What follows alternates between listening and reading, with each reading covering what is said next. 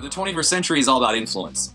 And with the different technologies at your disposal, including social media, you can actually build your own powerful brand entity and build influence. And there's a psychology to influencing others. And the most notable version of that is Robert Cialdini, marketing and psychology professor at Arizona State University. He wrote this book called Influence 30 years ago, and marketing professionals are still quoting and living and breathing and dying by it every day. And what we're going to do is we're going to talk about these psychological principles that help you to influence others, which is essentially what marketing is doing.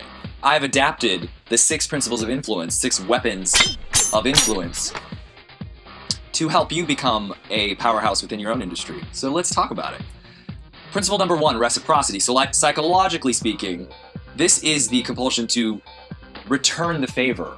So if you, like we've been talking about, if you're plugging your peers, your influencers, and your audience, and really engaging with them and sharing the value that they have to contribute to society with your audience, instinctually they're going to want to return the favor. It engenders a sense of care and trust and enthusiasm.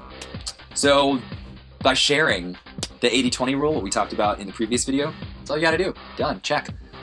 Number 2, commitments. Generally speaking, the idea is that you want to build up a bunch of little commitments from your audience so that it builds and swells and puts them in the state of mind to make a larger commitment for you. It's like, think of a staircase. You're going to have to actually build the steps before you build the next floor, essentially, or before your audience can go to the next level with you.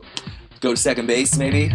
Is that the right gesture? The way that you can instill little commitments from your audience is, there's a few ways. Start your post with a question that you expect to engender a yes response from your audience. Yes! Yes! Yes! Mm-hmm.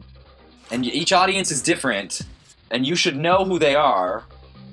You should have a sense of who they are, and possibly they're like you. So a question that you would say yes to that may be relevant to the post, state a question that you expect to get a yes response from.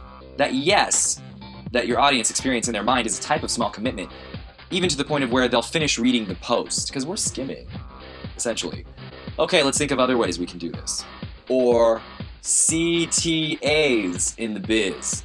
We want to use call to action, so tell people to like, comment, respond, share, retweet, tell them what you want them to do. And that is a type of commitment too. Every time they like something of yours, comment on something of yours, and then even more commitment involves sharing your content. Over time, you'll build them up to where they're ready to buy your merch or your product or your services or, tickets to your show.